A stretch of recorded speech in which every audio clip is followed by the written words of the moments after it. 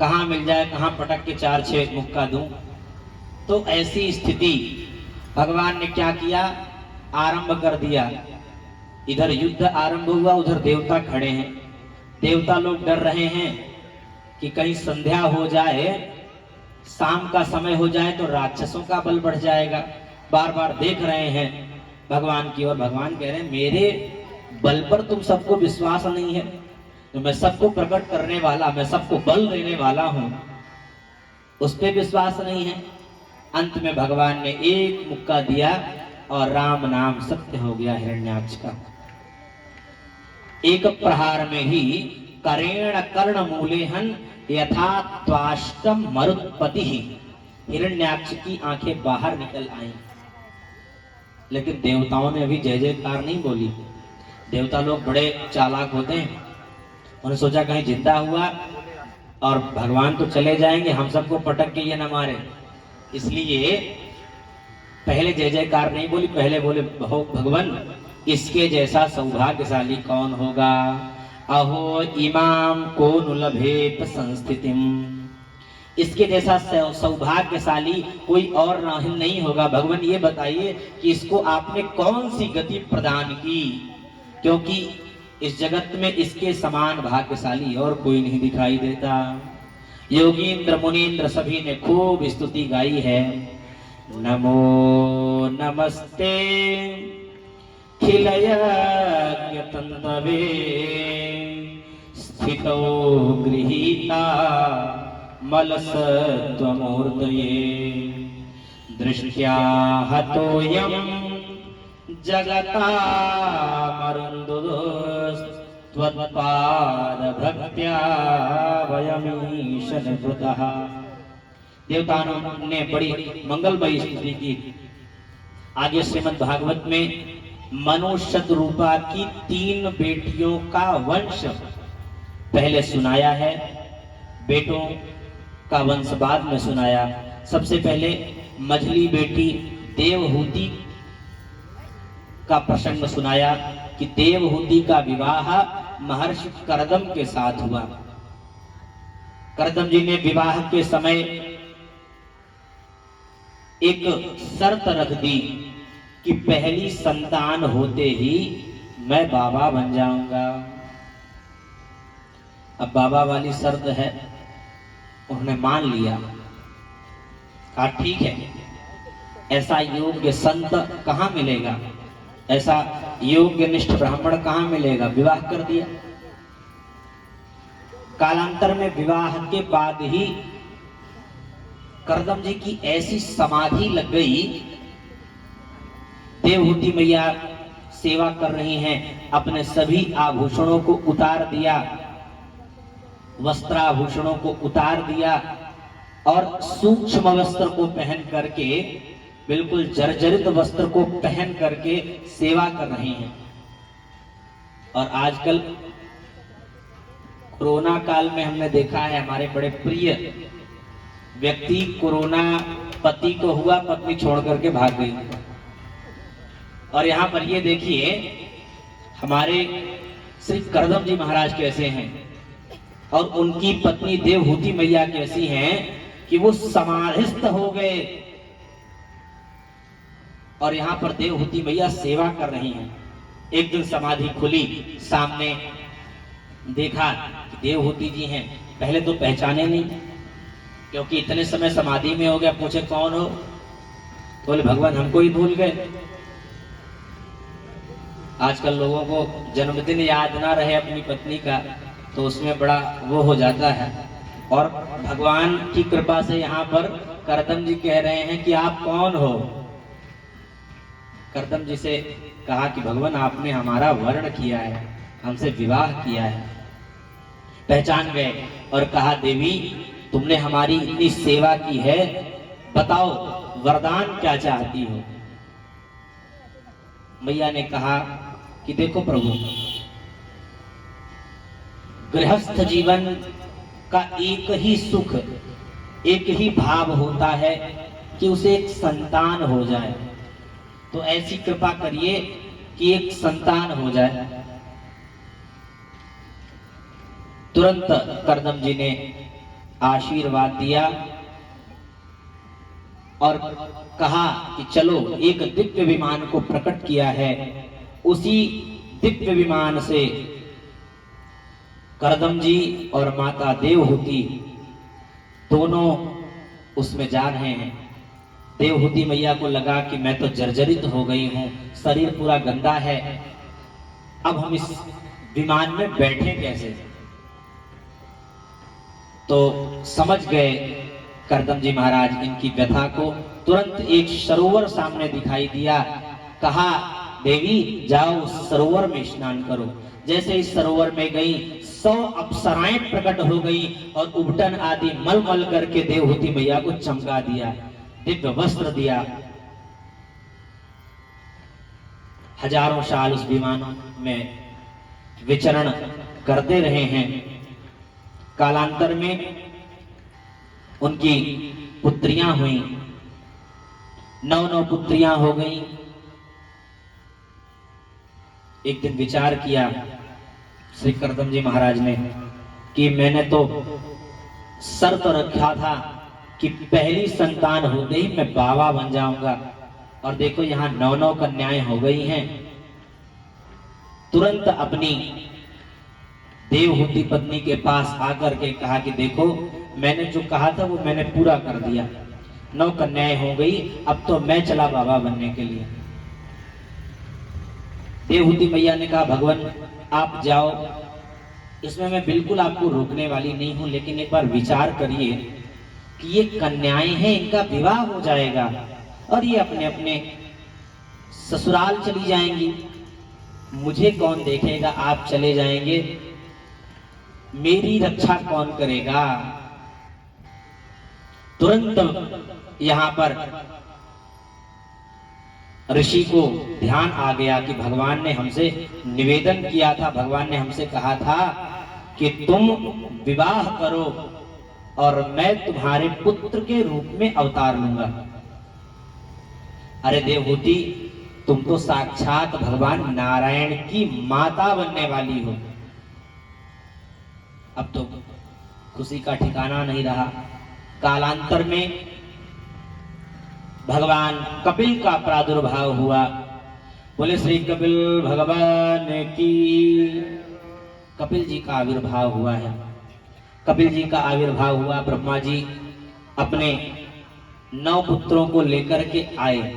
नारद जी तो विचरण करने वाले थे, वो कहीं और गए, तो बाकी 9 पुत्रों को लेकर के आए, भगवान का दर्शन किया और भगवान का दर्शन करने के बाद उनसे कहा, किससे कहा, करदम जी से कहा कि देखो करदम जी आपकी 9 पुत्रियां हैं और मेरे पास 9 पुत्र हैं, इससे अच्छी जोड़ी मिलेगी नहीं, विवाह कर देते हैं बच्चों का। इन 9 कन्याओं का विवाह हुआ। ये 9 कन्याएं अपने ससुराल चली गईं। कुछ समय रह करके करदम जी ने एकांत में एक दिन भगवान से निवेदन किया कि भगवान अब हम तो विरक्त बनेंगे, बाबा बनेंगे, अब हमको आप आज्ञा दीजिए। देवहूति मैया से भी कहा, तो देवहूति मैया ने क्या किया, देवहूति मैया ने भी अब रोका नहीं, क्योंकि जो बात थी वो पूरी हो गई। एक दिन एकांत में देवहूति मैया ने अपने बेटे को प्रणाम करते हुए कहा, तम त्वां गताहं शरणं शरण्यं स्वभीत्य संसार तरोः कुठारं जिज्ञासयाहं प्रकृतेः पुरुषस्य नमामि सद्धर्मविदां वरिष्ठम्। कपिल भगवान ने 8 अध्यायों में अद्भुत सांख्य योग का उपदेश किया और कहा मैया यदि भगवान की प्राप्ति चाहिए तो संतों का शरण ग्रहण करना चाहिए। देखिए भगवान की प्राप्ति वही करा सकता है जिसने भगवान को प्राप्त कर लिया हो। आपको कभी ऐसे ही ठिठोली करते हुए आप कहें कि हमको करंट पकड़ना है और आप थोड़ा आयु या लंबाई आपकी छोटी है, आप नहीं पकड़ पा रहे हैं, किसी और ने तार को पकड़ रखा है, तो जिसने उस करंट को पकड़ रखा है आप सीधे सीधे तार को मत पकड़िए, उस व्यक्ति को पकड़ लीजिए, आपको भी करंट लग जाएगा। तो संतों का चरण शरण, वो संत कैसे होते हैं? तितिक्षवः कारुणिकः सुहृदः सर्वदेहिनां अजातशत्रवः शान्ताः साधवः साधुभूषणः। ये साधु जो होते हैं वो तितिक्षु होते हैं, द्वंद्वों को सहन करना ही तितिक्षा है। आपने इनको फूलों की माला पहना दी तो बहुत ज्यादा गदगद नहीं हुए, और धक्के मारकर बाहर निकाल दिया तो बहुत दुखी नहीं हुए। सभी में शत्रुता किसी में ये देखते नहीं हैं, सभी में इनको अपने स्वजन बांधवजनों की तरह ही इनको लगता है कि ये सब हमारे अपने हैं। तो ऐसे सर्वदेही नाम, जितने भी देहधारी हैं सभी को अपना सुहृद मानते हैं। निज प्रभुमय देखहि जगत केहि सन करहि विरोध। जब भगवान आपको सब में नजर आने लग जाएं तो भगवत प्राप्ति आपकी हो गई, और कहीं किसी में आपको द्वेष दृष्टि दिखने लग जाए तो ये समझिए कि आपका भी जो भाव है वह कच्चा है, वह पक्का नहीं हुआ है। तो ऐसे दिव्य उपदेशों को देते हुए श्री कपिल जी महाराज ने अपनी मां को कहा, उमा दारू जोशित की नाई सबहि नचावत राम गोसाई। उमा दारू जोशित की नाई सबहि नचावत राम गोसाई। सबहि नचावत राम गोसाई। सबहि नचावत राम गोसाई। भक्त कैसे होते हैं? एक भक्त ने भगवान से निवेदन किया कि भगवान आपने इस अभिनय क्षेत्र में हमको भेज दिया, तो भगवान आपसे एक निवेदन है कि अगर मेरा अभिनय आपको अच्छा लगे तो आप मुझे मोक्ष दे देना, और यदि अच्छा ना भी लगे तो दोबारा मुझे भेजना भी मत। दोनों तरफ से भक्त ने अपने ही कल्याण का मार्ग प्रशस्त किया। अच्छा लगे तब भी मोक्ष दे देना, आना ना पड़े, और ना अच्छा लगे तब तो बिल्कुल भी मत भेजना। तो इधर भगवती देवहूति ने कहा कि बेटा कपिल, हमने तो यही तुम्हारे इस बताए हुए प्रसंग से हमने समझ लिया कि कोई व्यक्ति चांडाल भी हो और वो चांडाल व्यक्ति यदि भगवान का भजन कर रहा हो तो उससे अच्छा इस जगत में कोई नहीं है। और यदि भगवान का प्रिय होते हुए भी वह व्यक्ति भगवान का भजन ना करे, कितना भी विद्वान हो जाए वो भगवान का भजन ना करे, तो वो विद्वान होता हुआ भी चांडाल के ही समान है। ऐसा कह करके भगवती देवहूति ने भगवान का स्मरण करते करते अपने शरीर को भगवान के चरणों में न्यौछावर कर दिया। इधर भगवान कपिल गंगा सागर की ओर बढ़ चले हैं। श्री राम जय जय राम, श्री राम जय जय राम, श्री राम जय राम।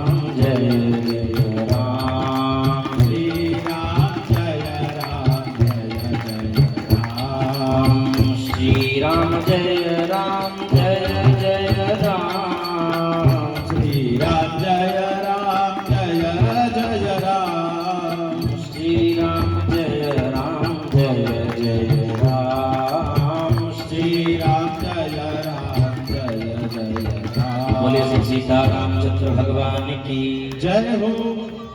कन्हैया कन्हैया पुकारा करेंगे, लताओं में ब्रज की गुजारा करेंगे। कन्हैया कन्हैया पुकारा करेंगे, लताओं में ब्रज की गुजारा करेंगे। कहीं तो मिलेंगे वो बाके बिहारी, कहीं तो मिलेंगे वो बाके बिहारी, उन्हीं के चरण चित लगाया करेंगे। कन्हैया पुकारा करेंगे, लताओं में ब्रज की गुजारा करेंगे, लताओं में ब्रज की गुजारा करेंगे। बना करके हृदय में हम प्रेम मंदिर, वहीं उनको झूला झुलाया करेंगे। बना करके हृदय में हम प्रेम मंदिर, वहीं उनको झूला झुलाया करेंगे। कन्हैया कन्हैया पुकारा करेंगे, लताओं में ब्रज की गुजारा करेंगे, लताओं में ब्रज की गुजारा करेंगे। बोले श्री बाल कृष्ण लाल की जय, बोले श्री कपिल भगवान की जय हो। भजन के लिए आप सब निश्चिंत रहना, कल 1 घंटे केवल भजन के लिए ही रख दूंगा। कल भगवान का प्राकट्य है, जन्म है, तो कल हम लोग 1 घंटे भजन का ही आनंद लेंगे। आज प्रसंग को इतना पहुंचा दें कि कल भजन के लिए समय बचा रहे।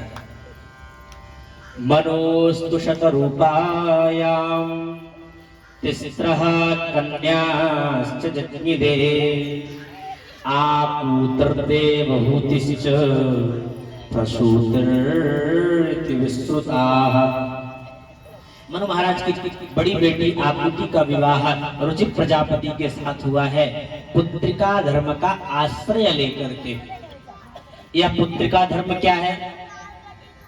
पुत्री का विवाह कर दिया, उससे पहली संतान जो होगी वह हमारी होगी, यही पुत्रिका धर्म है। अब तो इनके घर साक्षात यज्ञ नारायण भगवान का आविर्भाव हुआ। बोले यज्ञ नारायण भगवान की। यज्ञ नारायण का विवाह दक्षिणा नाम की कन्या से हुआ, इसीलिए यज्ञ में दक्षिणा बहुत आवश्यक है। तो दक्षिणा देवी के साथ इनका विवाह हुआ। सुखदेव जी महाराज कहते हैं कि परीक्षित, मैत्रेय मुनि विदुर जी को यह प्रसंग सुना रहे हैं कि देवहूति माँ की जो 9 बेटियां हैं, उनमें अनुसुईया माता का विवाह अत्रि मुनि के साथ हुआ था। उनकी कोई संतान नहीं हुई, तो अत्रि जी ने क्या किया? तपस्या की। और तपस्या जब की तो प्रसन्न हो गए ब्रह्मा विष्णु महेश, ये तीनों देव प्रकट हो गए और इन्होंने कहा वरम भूयात, आप क्या चाहते हैं मांगिए। तो बोले देखो पहली बात तो ये कि मैंने एक को बुलाया था, आप तीनों प्रकट हो गए। बोले देखो भाई, वस्तुतः हम देखने में 3 हैं लेकिन हम हैं एक ही, तो आप मांगो। उन्होंने कहा हमें पुत्र चाहिए, तो तीनों ने आशीर्वाद दिया। तथास्तु कहने पर तीनों के अंश से 3 पुत्र हो गए। ब्रह्मा जी के अंश से चंद्रमा हुए, भगवान शिव के अंश से दुर्वासा मुनि का प्राकट्य हुआ, और भगवान नारायण के अंश से भगवान दत्तात्रेय का प्रकट हुआ। बोले दत्तात्रेय भगवान की। दत्तात्रेय मुनि भगवान के अवतार हैं। सोमो भूत ब्रह्मणो शेन दत्तो विष्णुस्तु योगवित्, दुर्वासा शंकरस्यांशो निबोधांगीरश प्रजाः। मैत्रेय जी कहते हैं विदुर जी, मनु महाराज की सबसे छोटी जो बेटी थी जिसका नाम था प्रसूति, प्रसूति का विवाह दक्ष प्रजापति के साथ हुआ, जिससे 16 कन्याएं हुई। 13 कन्याएं धर्म को ब्याही गई। उनमें धर्म की मूर्ति नामक पत्नी के गर्भ से भगवान नर नारायण का प्रकट्य हुआ। बोले नर नारायण भगवान की। ये आज भी बद्रीनाथ में विराजमान है। स्वाहा नाम की जो बेटी थी उसे अग्नि देव को ब्याही गई। अग्नि में जब हम लोग हवन करते हैं तो स्वाहा बोलते हैं। स्वधा नाम की जो बेटी थी उसको पितरों के साथ ब्याह दिया। इसलिए जब हम श्राद्ध कर्म आदि करते हैं, पितरों के निमित्त कुछ करते हैं, तो हम करते हैं तस्मै सुधा तस्मै सुधा तस्मै सुधा। यहां पर यह भाव दिखाया। उसमें से एक सती नाम की जो बेटी थी उनका विवाह भगवान शंकर के साथ हुआ, लेकिन इनको कोई संतान नहीं हुई। क्यों नहीं हुई संतान? बोले क्या हुआ कि एक बार दक्ष प्रजापति जो है शंकर भगवान से द्वेष करने लग गया, और उसी के प्रभाव से माता सती ने यज्ञ के काल में ही स्वयं को समाहित कर दिया, समाप्त कर दिया। इस कारण से उनकी कोई संतान नहीं हुई।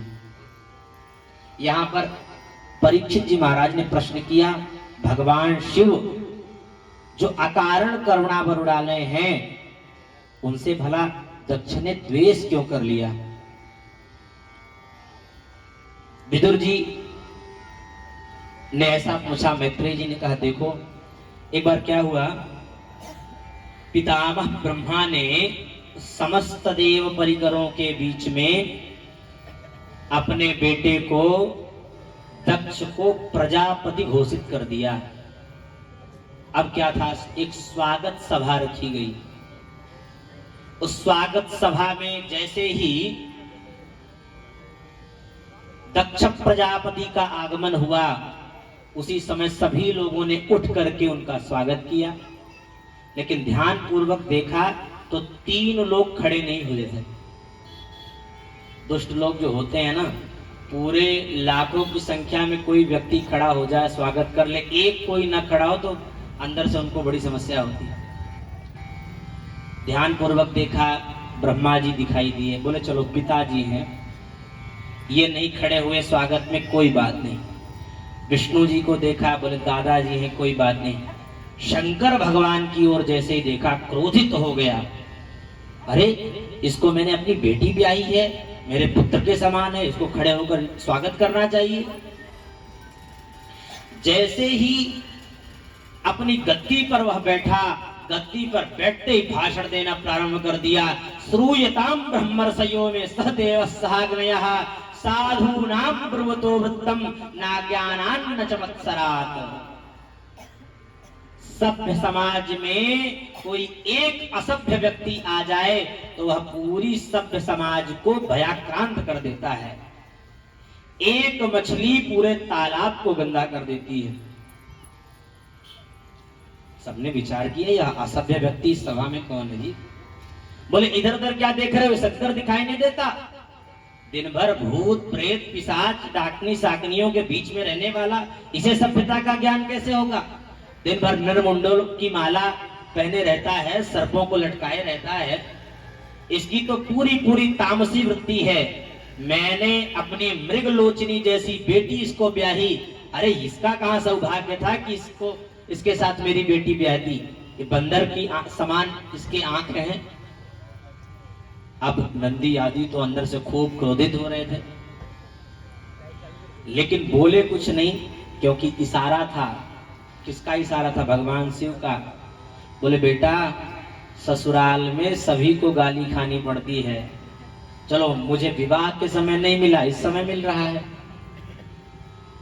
वैसे विवाह में साली और सास गाली देती है, मेरा ससुर गाली दे रहा है, तो इसमें क्या समस्या है?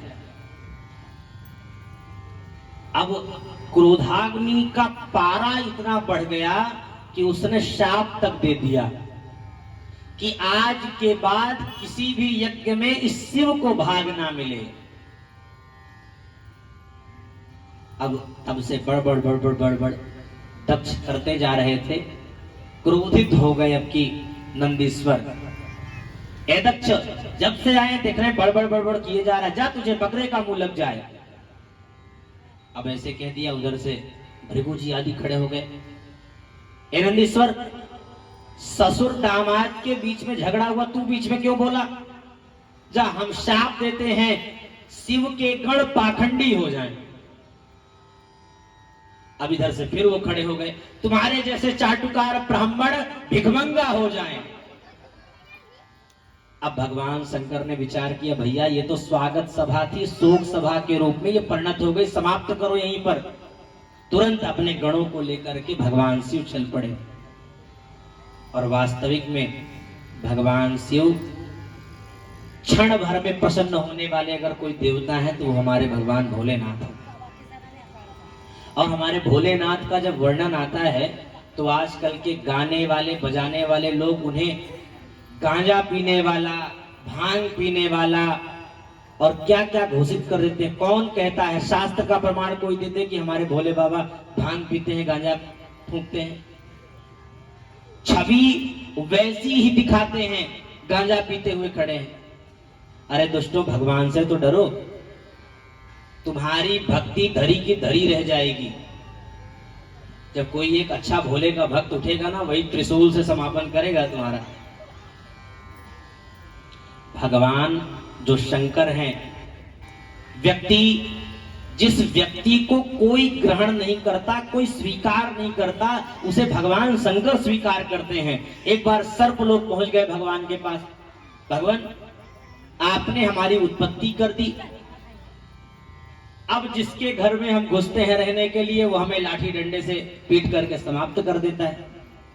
भगवान ने कहा, बेटा कोई स्वीकार नहीं करता, मैं स्वीकार करूंगा। भगवान भुजगेंद्र हारम बन जाते हैं। हम लोग सोने चांदी का हार पहनते हैं, भगवान सर्पों का हार पहनते हैं। उसी प्रकार धतूरा आदि कोई खाता है क्या? धतूरा आदि कोई स्वीकार करता है क्या? भगवान के सिर पर वह शोभायमान होता है।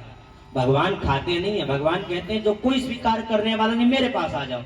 बिच्छू आदि आप लोग स्वीकार करोगे क्या? दे दे एक काट किसी के शरीर पर, वो चलता रहे। भगवान शंकर ही वो ऐसे परम तत्व, ऐसे भगवत हैं जो कोई स्वीकार न करने वाला हो भगवान के चरणों में चला जाए। कर्पूर गौरम करुणावतारम संसार सारम भुजगेंद्रहारम सदा वसंतम हृदयारविंदे भवं भवानी सहितं नमामि। तो भगवान ऐसे हैं। आगे प्रसंग भी आएगा तभी वो बात बताऊंगा। दक्ष ने ऐसा कहा, भगवान चल पड़े।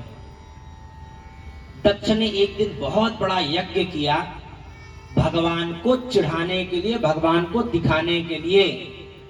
उसने इतने बड़े यज्ञ का आयोजन किया, सभी को निमंत्रण दिया, लेकिन भगवान शिव को उसने निमंत्रण नहीं दिया। अब क्या था, जो लोग हंसने वाले होते हैं ना, वो दो लोगों को लड़ा करके प्रसन्न होते हैं। तो जो बीच के व्यक्ति होते हैं वो क्या करते हैं, वो उसकी बात उससे कर देंगे, उससे बात उसकी कर देंगे और खूब दिखावा करेंगे। आज सभी देवी देवताओं के विमान कैलाश के ऊपर से ही जा रहे हैं। देवियां जा रही थी तो भगवती सती ने पूछ लिया कि अरे बहनों, आज क्या बात है, आज खूब सज धज के कहां जा रही हो? देवियों ने कहा, तुमको पता नहीं तुम्हारे मायके में इतने बड़े यज्ञ का आयोजन हुआ है। अब भगवती सती ने बात बना करके कहा, अरे अरे मुझे पता है, मैं तो अभी तैयार होने जा रही हूँ, कुछ देर में आ रही हूँ। भगवान शंकर के पास पहुंच गई हैं भगवती, और आज क्या कह रही हैं पता है? प्रजापतिस्ते स्वसुरस्य सांप्रतम निर्ज्ञापितो यज्ञमहोत्सवः किल वयं च तत्राभिसरामवामते यद्यर्थिकामी विबुधा प्रजनति ही। आज उनके शब्द देखिए, प्रभु आपकी ससुराल में आपके ससुर जी ने आज बहुत बड़े यज्ञ का आयोजन किया है। ये है भगवती सती का भाव। नहीं तो माताएं ससुराल में कोई कार्यक्रम हो तो अरे मेरे भैया ने ये कर दिया, मेरे पिताजी ने ये कर दिया, पति को ये पता ही न चले कि मेरे भी कुछ लगते हैं वो। भगवान ने कहा अच्छा कोई निमंत्रण आया है क्या? भगवती सती ने कहा नहीं नहीं, निमंत्रण तो नहीं आया, लेकिन निमंत्रण भेजा जरूर होगा। कभी कभी ऐसा होता है डाकघर में कुछ भेज दो तो बहुत देर तक पहुंचता है, कार्यक्रम भी हो जाएगा। अब पता चल गया है तो अपने स्वजनों के यहाँ तो बिना निमंत्रण के भी जाया जा सकता है। उनका हाँ ठीक है, आपने बड़ा बढ़िया कहा, लेकिन देखो देवी आवत ही हर्षे नहीं, नैनन नहीं स्नेह, आवत ही हर्षे नहीं, नैनन नहीं स्नेह, तुलसी तहाँ न जाइए, कंचन बरसे में। देखो देवी, उस स्थल पर नहीं जाना चाहिए जहां पर आप जाओ आपको देख करके कोई दुखी हो जाए, आप उसको देखकर जल जाओ, वो आपको देखकर जल जाए। निमंत्रण आया होता तो हम चले जाते। देवी आज तुमको एक पूर्व की घटना बता रहा हूं। तुम्हारे भाई ने, तुम्हारे पिताजी ने हमारा बहुत घोर अपमान किया। पूरी पूर्व की जानकारी बताई। सोचिए शंकर भगवान ऐसे हैं जिन्होंने कितने समय की घटना आज बता रहे हैं, जब काल आया ऐसा तो नहीं। तो मजाल है पति की थोड़ी सी भी सेवा ससुराल में कमी पड़ जाए, आकर के अपनी पत्नी को हजारों बात सुनाता है। लेकिन नहीं, आज भगवान शंकर ने कहा देखो, रहीमन धागा प्रेम का मत तोड़ो चटकाए, टूटे से फिर ना जुड़े, जुड़े गांठ पड़ जाए। रहीमन धागा प्रेम का मत तोड़ो चटकाए, टूटे से फिर ना जुड़े, जुड़े गांठ पड़ जाए। देखो एक बार लड़ाई हो चुकी है और बड़ी लड़ाई हो चुकी है, कहीं एक कोई धागा भी टूट जाता है, दोबारा अगर आप उसको बांधोगे भी तो उसमें एक बीच में गांठ बन जाती है। व्यक्ति अंदर ही अंदर विचारता है, कितना भी आपसे प्रेम हो जाए, कभी कभी ऐसा होता है आपका दुश्मन आपका दोस्त भी बन जाता है, लेकिन एक समय ऐसा आता है कि वो जो अंदर की उस अंदर उसका वैर है, उस वैर के प्रभाव से वो समापन कर ही देता है। तो इसलिए कितना भी कहे कोई हमारा सलमान ऐसा नहीं है, हमारा इरफान ऐसा नहीं है, अंदर से उनका वो भाव है, कितना भी प्रेम कर दें एक न एक दिन समाप्ति वो करेंगे ही करेंगे।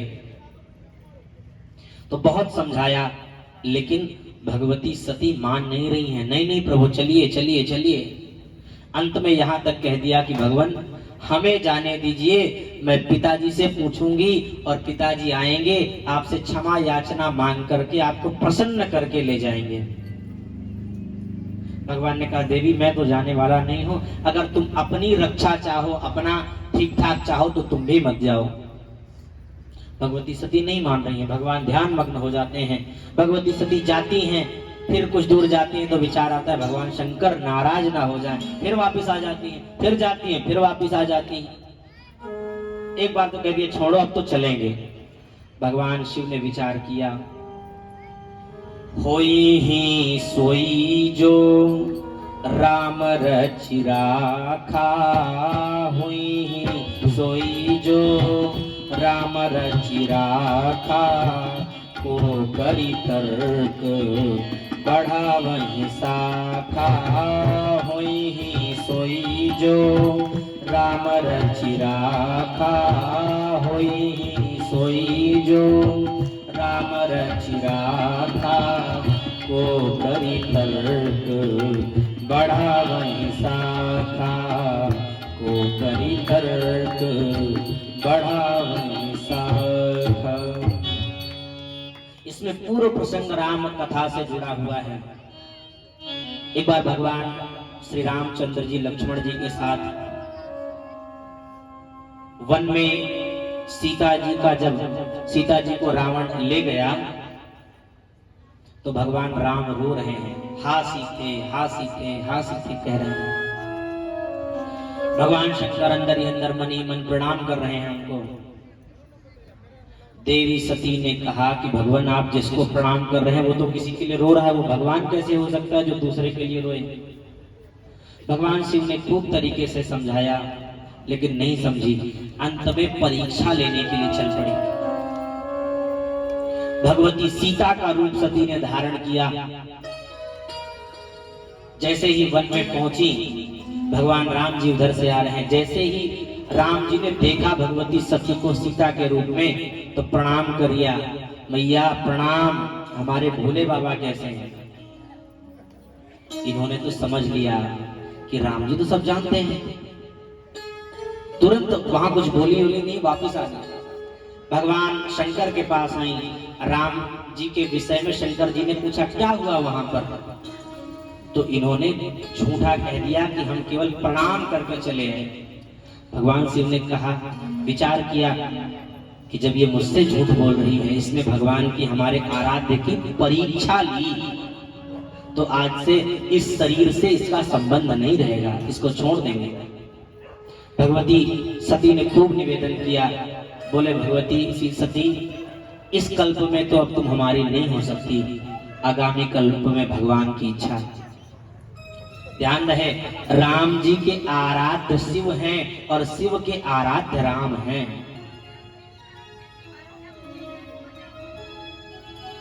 अब वही कल्प आ गया, वही काल आ गया।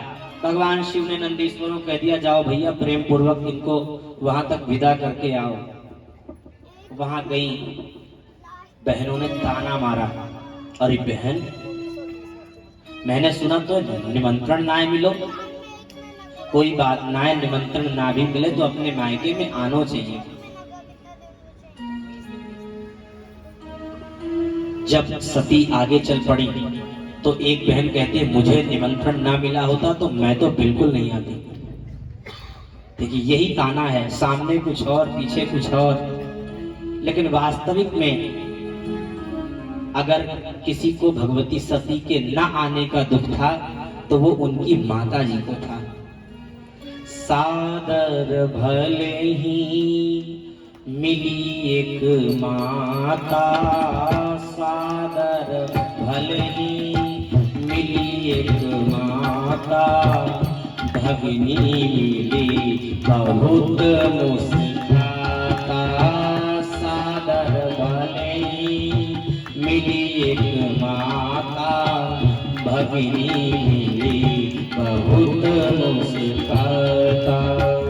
जैसे भगवती देवी प्रसूति ने देखा, अंक में भर लिया, खूब रोने लग गई। लेकिन भगवती सती को तुरंत ध्यान आया कि पिताजी ने हमारे साथ वो किया, पिताजी के पास चलो। यज्ञ में जैसे ही गई, जितने देवता जो देखने पर भगवती सती को प्रणाम करते थे, आज उन सब ने मुंह मोड़ लिया। क्योंकि दक्ष ने कहा था, शंकर से संबंध जिसका बना है, अगर उससे कोई बात करेगा तो वो मेरा दुश्मन है। अब पिता की ओर देखा तो पिता ने दूसरी ओर मुंह घुमा लिया। अब तो क्रोध आया, लेकिन क्रोध को शांत कर रखा। थोड़ा और आगे यज्ञ के मंडप पे पहुंची, वहां पर देखा तो भगवान शंकर का अंश नहीं है। भगवान शंकर का अंश नहीं था। यह देख करके अब तो क्रोधाग्नि में जलने लग गई भगवती सती। तुरंत दक्ष को डांटना फटकारना शुरू कर दिया। कहा कि तुम मेरे पिता हो, ये मेरे लिए दुख की बात है, गर्व की बात नहीं है। जो शिव जिनका ये 2 अक्षर का नाम यदि कोई ले ले, यद द्वयक्षरम नाम गिरेरितम नृणाम, कितना भी पापाचार कोई व्यक्ति किया हो, यदि यह शिव नाम ले ले 2 बार, तब उसके सारे कलमश समाप्त हो जाते हैं। और उन भगवान शंकर के साथ तुम्हारा इतना द्वेष, जिन शंकर की कृपा से आज हमारा तुम्हारा संबंध है, मुझे कष्ट इस बात का है कि मेरे आराध्य के शत्रु के द्वारा उसके रक्त से मेरा जन्म हुआ है। मेरे लिए बहुत दुख की बात है। लेकिन अब क्या बताएं, यहां से अगर मैं कैलाश को जाती हूं तो भगवान शंकर ने अगर ये कह दिया, आओ आओ दक्षपुत्री, कैसा रहा तुम्हारा स्वागत, तो मेरे मरने जैसा ही वह काल होगा। इसलिए मैं आज यहीं पर, क्योंकि जब तक ये शरीर रहेगा, शरीर का संबंध रहेगा ही रहेगा, कितना भी कोई दुश्मन भी हो जाए, तुरंत भगवती सती ने भगवान शिव का ध्यान करते करते योगाग्नि को प्रकट कर दिया और भगवती उसी योगाग्नि में समाहित हो गई। इधर जो भगवान के गण आए थे सब लड़ने के लिए तैयार हो गए, लेकिन जो वहां पर ब्रह्मर्षि महर्षि थे, उन सब ने देवताओं को प्रकट करके उन सबको भगा दिया। अब ये सारी घटना नारद जी महाराज ने जाकर के किसको सुना दी? भगवान शंकर को सुना दी। शंकर भगवान क्रोधित होकर के अपनी जटा को उखाड़ करके पटक दिया और उससे वीरभद्र का प्राकट्य हुआ। वीरभद्र को तुरंत कह दिया, भो वीरभद्रम ते दक्ष सयज्ञम जही। वीरभद्र तुम जल्दी से जाओ और दक्ष को दक्ष के यज्ञ सहित समाप्त कर दो।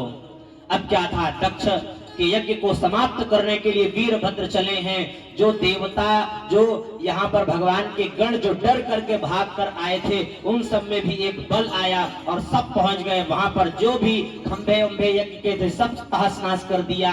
जो खीर आदि का जो भी वो बना था, भगोना डुबकी लगा करके हर हर महादेव इधर पकड़ लिया दक्ष को मुंडे पकड़ करके और खींच लिया।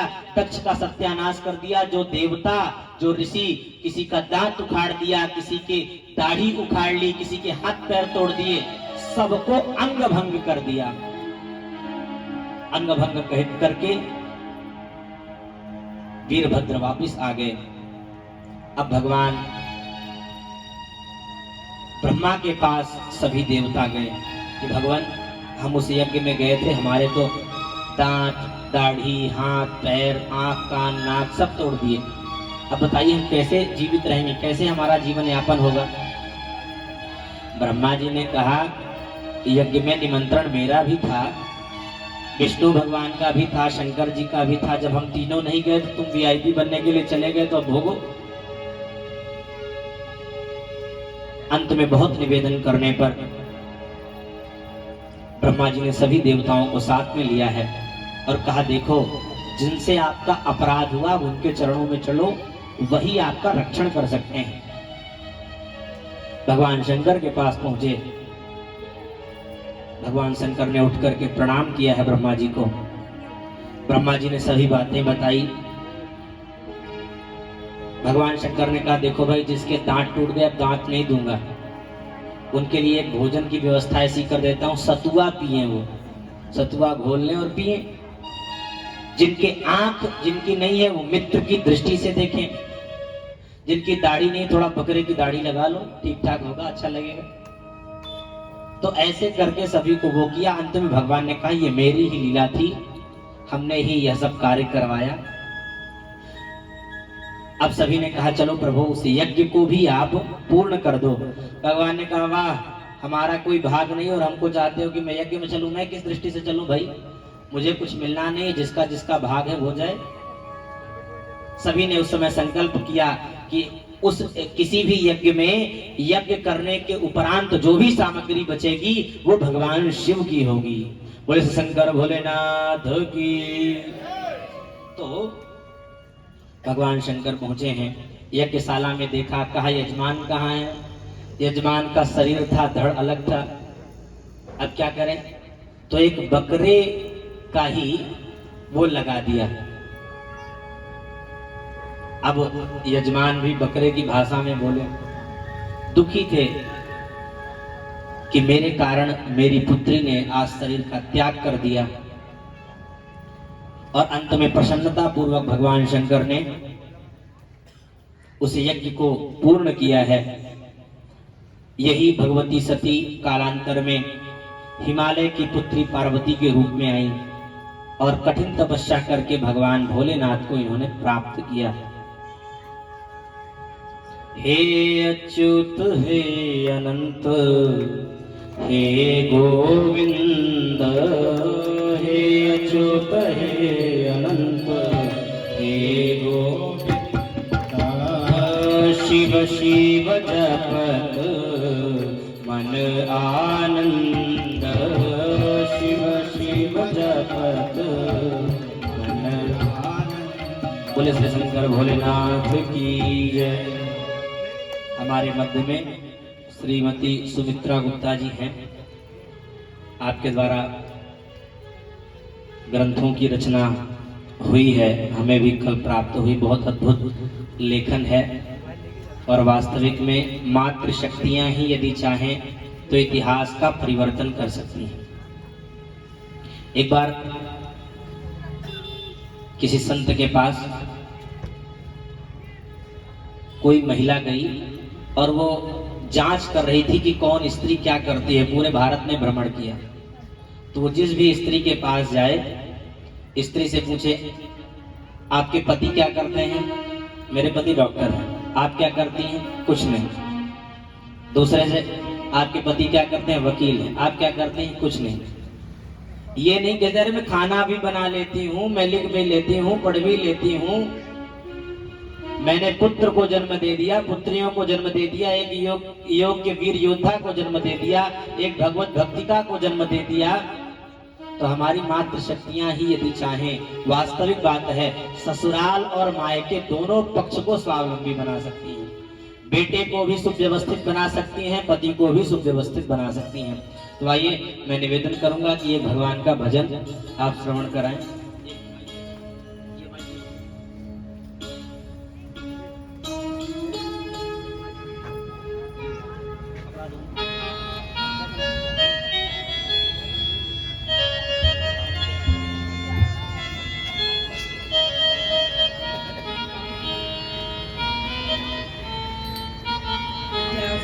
मेरा बहुत बहुत नमन है और महाराज जी को, जिन्होंने मुझे ये अवसर प्रदान किया कि मैं कुछ बोल सकूं।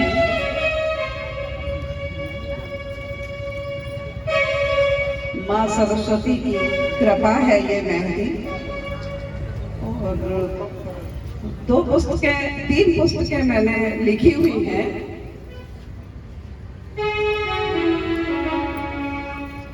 फर्स्ट है मेरी, प्रथम है अंतर्ज्ञान, द्वितीय है अंतर विचारधारा और तृतीय है मेरी पुस्तक भावभीनी भजन झंकार कविता संग्रह। मैंने कल महाराज जी को 2 पुस्तकें दी थी और उनसे निवेदन किया था कि आप पढ़िए। भाव तो सभी संतों के ही हैं उसमें, जो ईश्वर की प्रेरणा से मैं लिख पाई उनमें। मेरा कुछ भी नहीं है, सब लिखने लिखाने वाले वही हैं, क्योंकि सब कुछ है भगवान का, सब में है भगवान। मंजुल प्रभु जो कुछ करे, सब में मम कल्याण। और आज मुझे अवसर दिया है उन्होंने कुछ प्रस्तुत करने का, तो मैं आप सभी के सामने प्रस्तुत करती हूँ। बहुत सुंदर भजन है, वो मेरा लिखा नहीं है, फिलहाल मैं दूसरे का ही गा रही हूँ। अभी अपना बनाया हुआ तो बाद में गाऊंगी, कभी मौका मिलेगा तो। उसके बोल है, मैं कब बनी संसारी। आप लोगों ने भी सुना होगा वो भजन, बहुत सुंदर बोल है उसके, तो प्रस्तुत है आप सभी के सामने। मैं कब बनी संसारी,